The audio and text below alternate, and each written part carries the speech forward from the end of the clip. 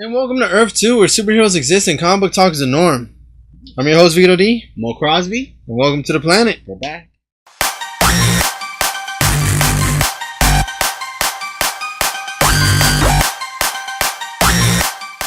Welcome to the planet. So late last week, Wonder Woman finally hit the movie theaters. Finally. 76 years worth of history finally came down for this one moment where everyone can finally see her first solo movie, first live action movie. Wonder Woman is one of those characters that super iconic. Yeah, iconic. The most famous and most recognizable woman superhero Ever of all time. And it's a shame that we have to wait this long for a live action movie. So the question I'm gonna ask people who've seen it or who've waited and who finally seen it is, was it worth the wait? Yeah. Mo went to go see it like a week and a half before I did. Oh my god, it was the worst. I think that was my worst decision ever, because me sitting at home waiting for Vito to tell me what he thought about it, and Vito saying, I'm not gonna tell you, you're gonna have to hear it. So you, like, just with you guys. On the other thing too, I told him not to tell me anything, or Earth 2 would be over. Right? Dude, that was super hard. You guys don't get it. It was super difficult. So yeah, not telling Vito and trying to hear what he has to say about it.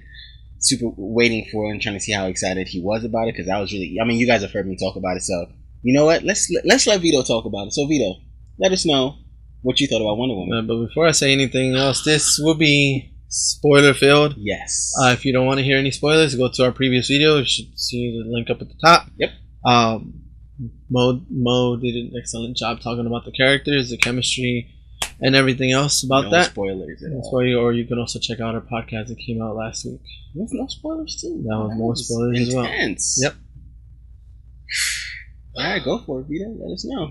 I'm excited. So what this movie represented, for what this movie was supposed to be, and for all the pressure building up for it, the future of the DC Extended Universe was pretty much uncertain, because the way I look at it, it's that if Wonder Woman failed, not only would that be a big blow to comic book movies in general, because then I'm pretty sure Marvel would have to take a second guess at how they would come across with Captain Marvel. And also with Flash being up in the air at the moment, and you would have to wait a year and a half to the next, well, after Justice League, a whole another year for Aquaman. It had to do good, and it was gonna be criticized extremely harsh. It was gonna be looked at and judged extremely harsh, and as it should be, because this movie pretty much sets a tone, and this movie pretty much builds, and well, everyone said this movie has to save the DCeU, right? In my opinion, it didn't have to save it. It just had to set it on course, because you just all of a sudden from one movie beat. If the goal is to beat Marvel or be better than Marvel, one movie is not going to outbeat 15 movies worth of a franchise. Yeah, eight years. No. It's been what? Yeah, since 2009, I think, yeah, right? So yeah, you can't. I mean, and they've been critical successes from day one. Yeah, so you have a lot to do. So reading the reviews and watching the reviews, it's the highest rated comic book movie at the moment ever, both Marvel and DC, and it has a 96. Out of the first 80 reviews, only 3 were bad. So I didn't want to go in hyped up thinking that it was going to be like the best movie ever, because when you do that, and if it doesn't meet your expectations, you set your expectations so high that if it doesn't meet it, then it looks like a failure. And that's one of the reasons why I feel like people thought that BVS was bad, because you have the 2 most iconic characters in comic book world, 2 of the most recognizable symbols, other than the Christian cross, in the whole world, in one movie, and their expectations were so high it didn't meet, and that's why people look at BVS as a failure. So not just the 2 of them, you were gonna have the Trinity on screen. Yeah. Yeah. Yeah. I mean, and they've been critical successes from day one. Yeah. So reading the reviews and watching the reviews, it's the highest rated comic book movie at the moment ever, both Marvel and DC, and it has a 96. Out of the first 80 reviews, only 3 were bad. So Well, I mean, with the title being Batman v Yes. Superman, you can tell that Wonder Woman was going to play a really huge part. And actually, she was the best part, in my opinion, the best part in that movie. She was a breakout character for me, and that's what made me so excited about watching Wonder Woman, the solo movie. So, with all that in mind, and watching the movie, and reading all the books that I had, all the Wonder Woman books that I've had, and knowing her origin story, knowing her stories, knowing everything, I didn't want to view this as a fan, because if I were to see this, I'd be like, oh man, it's amazing, go see it. But if somebody doesn't like Wonder Woman or doesn't know anything about Wonder Woman, they would look at me and be like, dude, you're crazy, right? So looking at this, not only as a fan, but also as a normal moviegoer, I absolutely loved it. I waited a whole week for those 3 words. Absolutely loved it. 4 words. I absolutely loved it. There was so much from this, and in retrospect, this movie sets up so much, and it set up so much by doing so little. So they didn't go too deep into the Themyscira landscape or back or history of it, which leaves, and the way the movie ends, the sequel could be another trip in the past by the way they did it in the first one. Yeah. It could be based in present day. So many possibilities. So yeah, by the fact that she didn't go back to Themyscira at the end of the movie, leaves so much. Because now you can make a movie about when she does go back to Themyscira. Or the second movie could be based on her trying to find her way back. Because we all know that once you leave Themyscira, you can't come back. And that could be... It could be loosely based on Greg Rucka's current run. Yeah. Or you could have it present day. Where her trying to get used to life now, because life 100 years ago or during World War One wasn't the same as now. It could be another different story. It or it could be about her meeting Barbara Minerva. I mean, because she does work in a museum. They could be co-workers and build a story from there. So this, man, let me let you do your thing. So this movie, I didn't cry. But I did have moments where I felt like I was gonna get teary eyed, like when I saw Themyscira. To me, Themyscira was too small of an island for me at the moment. I wanted it to be like a bigger island. I liked how it was hidden and how when you get closer, it gets all foggy, and the soldiers were like, "Where did this fog come from?" Right? And then once they go through the little portal, it's all sunny and sunshine. It looks like paradise, right? Yeah, and it deserves the name Paradise Island. I enjoyed seeing Wonder Woman grow up, and not only was it just did it jump from baby Diana to present day Diana, they actually showed her as a teenager as well, and her growing and learning, and you see what her destiny was pretty much, and she was very much tied to it. One of the moments where I wanted to tear up was when I seen the Amazons fight into battle, jumping off the cliffs. That was visually stunning. Robin Wright, for as little time as she had on screen, had an amazing impact on not only me but on Diana, and I'm pretty sure everyone else felt it, that when she got killed, that you understood why Diana wanted to cry, and you saw why she broke down. Steve Trevor was amazing. I mean, it was nice seeing him as a gentleman, as opposed to what I've seen him in like some cartoons and some comics where he's a dick and he just he's a womanizer. Good thing he wasn't like that. He was shy and timid at times, and you can tell that he was not only respectful, but he also acknowledged that Diana could kick his ass at any given moment. So he backed off. Yeah, so it wasn't like he was lead. like, no, I'm gonna conquer her or whatever. Yeah, no, it wasn't that machista shit. So that also helped, and as well as him being that anchor for her, the way Lois is for Superman was a great idea. I hate Lois, by the way, but I couldn't help but all right.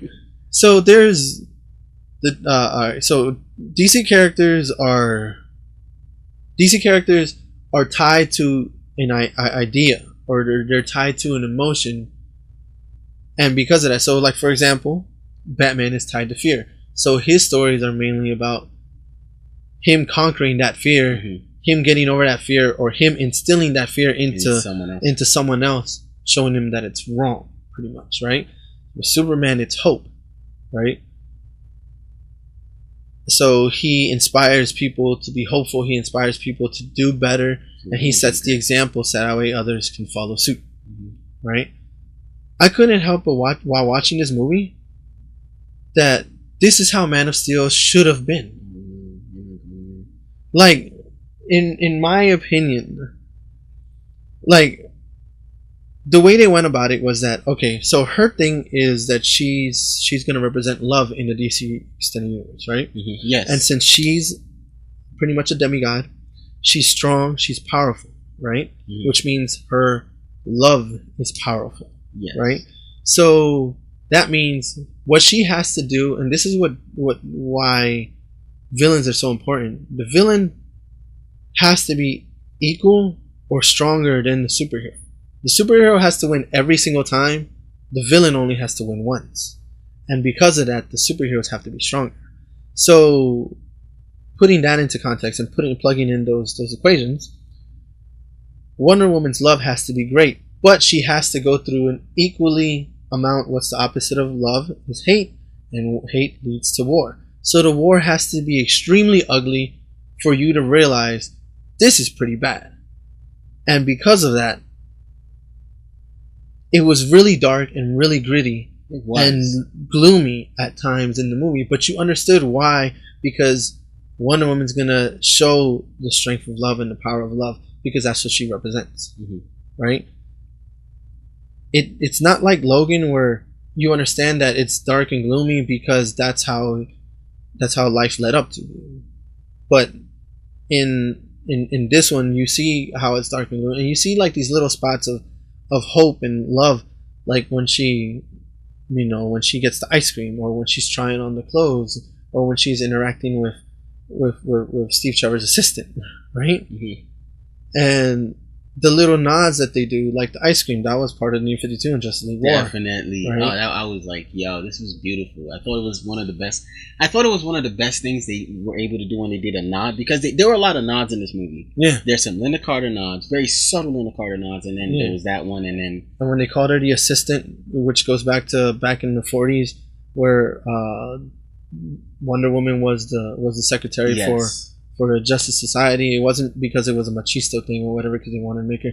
It was because she was currently in the 4 comic book titles, and the creator was like, no, I don't want her in any more titles, because then I'll run out of stuff to write for. So just make her a secretary or something. And that's why they made her the secretary for the JSA.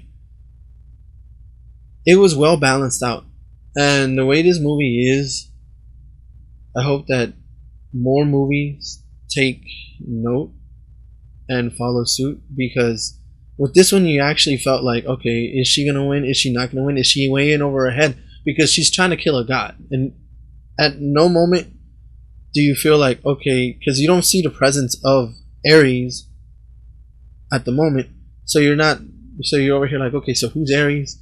How powerful is he? Can he just be killed? There was that moment. There was a lot of moments where it's like, who's Ares? Yeah. And then when they do the little plot twist, which was brilliant at the time. I mean, they kind of hinted, like when she was breaking the glass, the little capsules and putting it. I was like, why does because you remember they said Ares was injured, so I thought that was him trying to get like some. Yeah, but after like thousands of years, you would have figured that he would have been healed himself or whatever, right? Maybe that injury from Zeus was just that big of a deal. But I was like, why does a guy need human medicine to feel better? Yeah. Right. And then once that happened, I was like, why are they doing this? This can't be Ares, because if this is Ares, this is gonna be a major blow to the movie, Yeah. right? And then when she killed Ares, I was like, that was very anticlimactic. It doesn't feel like it doesn't feel like it's 2 hours and a half yet. Like, what's gonna happen? Everybody all of a sudden just, like at the end of Avengers, where they blow up the whole wormhole, and then all the Chitauri just fall. Yeah. I was like, I don't see anyone doing that. I can't see anyone do that right now. So once, like, Professor Lupin from Harry Potter shows himself to be Ares, and you see him through the window, when she gets to the door, you don't see him. I was like, this is perfect. You didn't expect it. Not only that, but you see that he has powers, right? But it also makes sense why the general was taking those pills, because they had to make like a fight believable between her and Wonder Woman. It's not like a regular guy can all of a sudden just stand up. So it made sense why they introduced that. The fight, I really enjoyed how Ares looked in his armor. I actually had a problem with it. Really? Yes. My problem was that my problem was so Ares in the comic books and in every iteration we've seen him have, we all know he has a face, because sometimes when he takes his helmet off, he has a face. But when he puts it on, it's just dark and the black shadowy and red eyes. Yeah. So, and I just couldn't see past Homi's mustache. I thought his mustache was pretty cool. I'm growing out my mustache. Of course, you think it's pretty cool. I thought it was mustache, bro. I thought it was a ridiculous mustache for a villain. But again, because sweet stash, because it's a time period, and it's a timepiece period. That was the style back then. He had to like blend in. But I would have thought that maybe when they made him Ares, or when he transformed, like all that, I would have loved for dark shadow and then just red eyes, to be honest, because I couldn't believe him to have, because not just that they made him Ares, they also like buffed him up. Yeah. And I just didn't believe that. It didn't sit well with me. Not again that I have a problem with them buffing him up or whatever. It just didn't sit well with me at the time. Well, I mean, he was a good villain, and the plot twist, for Ares was good. I also thought that the end fight wasn't the best part of the movie. Because we had 3 action scenes, 3 big action set pieces. Yeah, you had a fight scene pretty much every act of the movie. Yeah, so the first act we had Themyscira, and that was like, that was high up there. Yeah. And then the second act we had, the trench warfare, and I thought, I'm like, yo, that just beat Themyscira. So like, so I was expecting what would come next to just knock both of those out the park, and to me, it didn't. Well. I mean, and I understand that, because again, Ares is a god, and you have to show godlike strength and godlike power. So you have to.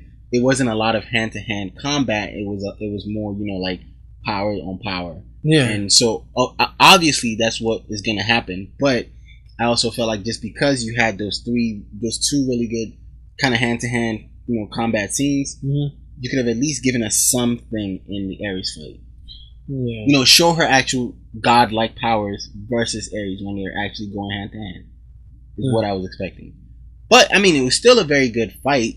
It just wasn't okay. So like he said, Man of Steel. He mentioned Man of Steel, and in Man of Steel we had Zod and Superman, 2 godlike beings, actually go toe to toe. Yeah, it was just a slugfest throughout the whole movie. Yes. But in Batman v Superman, even when we had Doomsday, Superman, and Wonder Woman, there was there was toe to toe, and that was a big fight too with CG and everything. But there was also like, you felt the hits. Yeah, I guess they were trying to go a different route. Mysticism, yeah, I guess they're trying to go a different route with this movie. Not only that, but like try to set aside everything from BVS. So. It's its own thing, but yet at the same time, it's still a DC thing. Yeah, it's still connected. But that fight felt very BVS-y. Yeah, I mean with the color saturations and everything, it was actually pretty good. A good use of the bombs with the orange smoke, which is pretty much on almost every promotional what's it called? Promotional image. Yeah, image is all orange. It's so yeah, it makes sense because it's such an integral part to the story. Yeah, the mustard right? gas. Yeah. It. Mustard gas? Yeah, technically mustard gas because it's mustard colored. So, it was really well. I mean, the way she just walked in and now everything's all orange, and to show how strong she is. I mean, she just walked right in, and then Steve Trevor like didn't even break barrier, and he was already coughing up his lungs. So you see how strong that gas is. You see how strong she is. Seeing and you know what about that part though is that again it didn't click to her that this could be dangerous. She just straight up went in. She was like, I don't care what happens to me. I'm just gonna go see if I can save anyone. Like that was really good. That felt okay. So you mentioned we mentioned BVS, and when in the theatrical version of the BVS movie, when the Senate building, when that blew up, all we got was Superman leaving. You know, we didn't get Superman trying to save help people. out, and, but in the UE, we get to see him save people, and I think that was a good thing that they left that in that movie because if they didn't, it just looks like a dick. It would look like away, it would look like she just went there. She got there and she just rolled out. Yeah, but no, I like the supporting characters. Chris Pine as a supporting character because he was a supporting character. That was really good. That was a very good outing by Chris. Yeah, and the way he sacrificed himself, I couldn't help but think this is. I was like, I've never seen this before. A guy named Chris, playing a guy named Steve, flying a plane, and sacrificing himself for all humanity. I was like, I've never seen this before, right? Nah, because you get it now. That makes sense because there's another Chris that plays another Steve, flew a plane, sacrifice. Yeah. I mean, like the exception is one Chris. So you finally got my sarcasm? Yeah, I got that one. We've been doing this for how long now? And I finally just got it. But yeah, this is with the exception of one Chris and one Steve survives, the other doesn't. I kind of felt like that was gonna happen already, because I didn't see like if he would have survived, and I couldn't see an ending with him or whatever, where they're like saying goodbye, I have to leave or whatever. I would have hated it if he survived. So that was well. Seeing everyone else from Sammy to Charlie and who else, the Indian guy, Chief, all of them like running out of bullets, and you see them about to get closed in, and you see them like praying, right? Yeah, it's been a pleasure, fellas, like that Titanic scene, right? Yeah. Seeing that while she's tied up, and then you see the plane, and then says she couldn't hear because the bomb exploded. What Chris had told him, right? What Steve Trevor had told her, right? It was nice that she couldn't hear, and then she had to remember and focus on what he was trying to say. I don't know if it was a good way of like telling us what was said, because symbolically him giving her his dad's watch was enough for me, and that's what made me want to cry again, because I was like, okay, he's gonna fucking die, right? You know what's weird? You said that's what made you want to cry. What made me actually want to tear up in that movie was when she was coming out of the trenches. I felt so much. I don't know where I was in the movie, because this was the first time I was seeing it and the second time I was seeing it, both times. I felt so much like well up. I'm like, yo, she's like. Well, I did say I did want to fucking cry like 4 times. I mean, that to me, those were powerful scenes. I will disagree with you saying that that's what Man of Steel should have been. No, I don't mean like this movie exactly. I'm saying that the image, like you know how like she was the image of she's the DCEU's perception of love. Uh-huh. Superman is the perception of hope. If they would have somehow incorporated that Superman was hopeless at one point and needed a chance to remind himself what it was, because it was that image of Man of Steel. Yeah, it was that image of Steve's plane crashing and blowing up, and her realizing that I love you, and then he sacrificed himself after she thought that all humanity was evil and just didn't deserve her. Mm-hmm.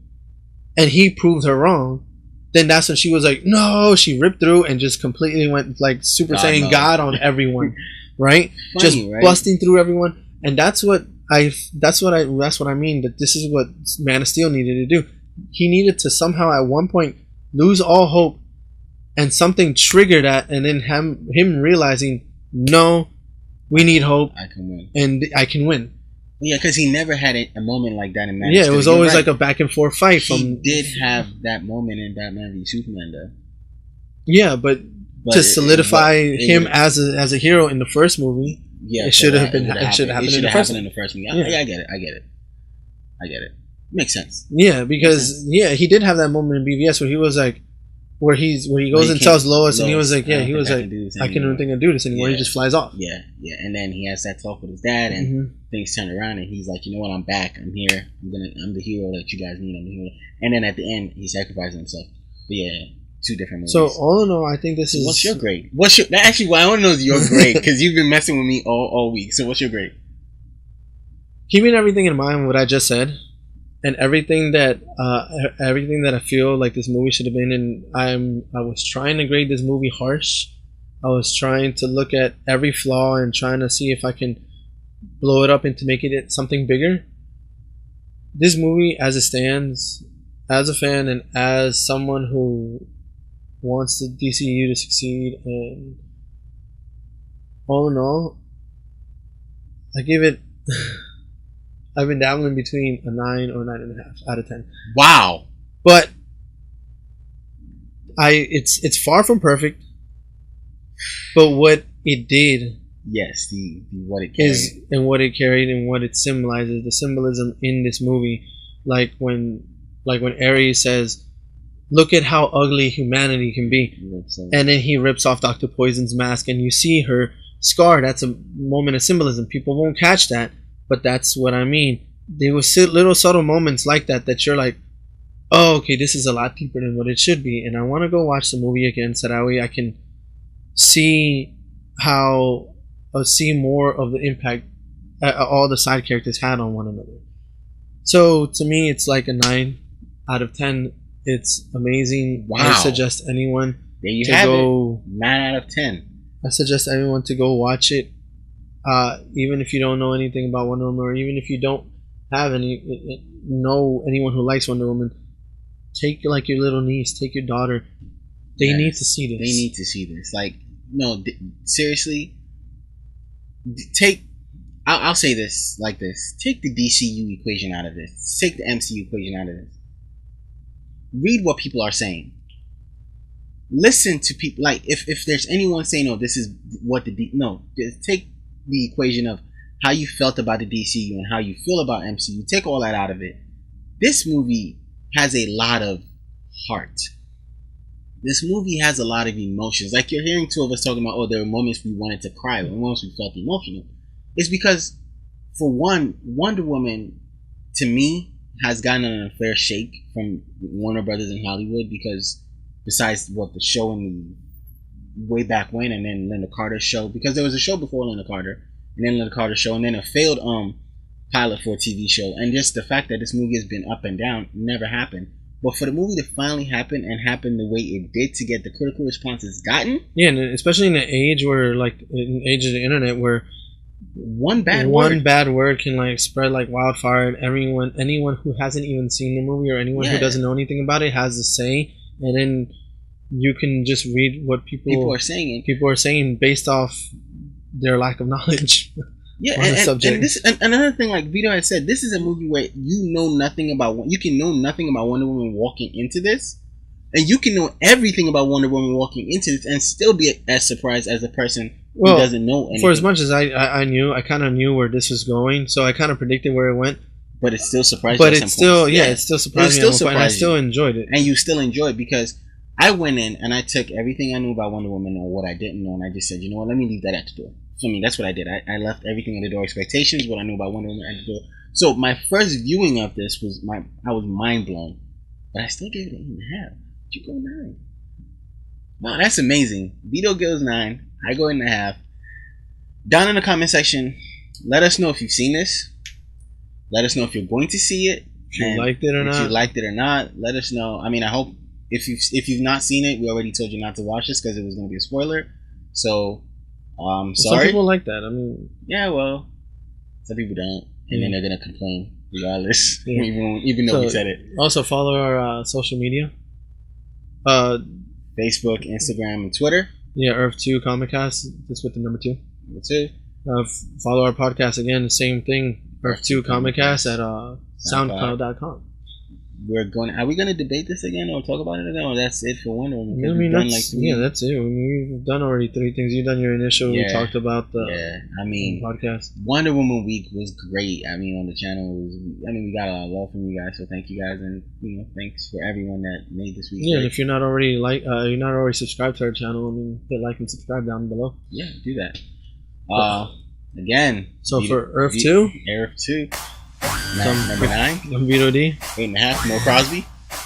Go fill your line boxes. Peace.